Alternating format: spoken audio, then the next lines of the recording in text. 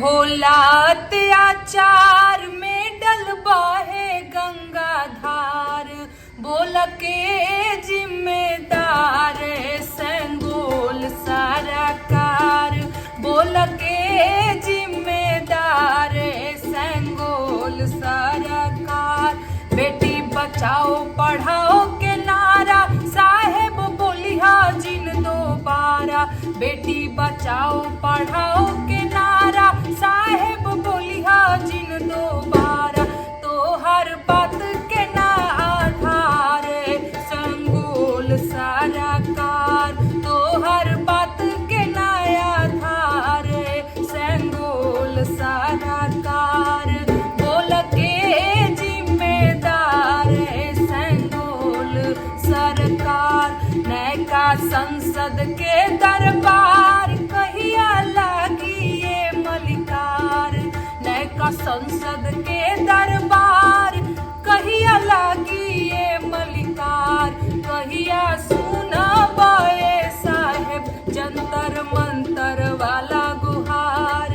कहिया सुनब ए साहेब जंतर मंतर वाला गुहार। तोहरे राज काज में साहेब जी बढ़ल बा व्यभिचार। तोहरे राज काज में साहेब जी बढ़ल बा व्यभिचार। फोटो खिचौला से मिले फुर्सत तनी जानल समाचार। फोटो खिचौला से मिले फुर्सत तनी जानल समाचार। लेके घूमे महंगी कार हमर साहेब फैशनदार। लेके घूमे महंगी कार हमर साहेब फैशनदार। हम तो देखनी पहली बार 70 बरिस के रंगदार।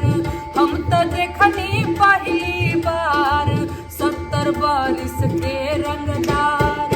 9 साल में नौजवानन के कैला बेरोजगार। 9 साल में नौजवानन के कैला बेरोजगार।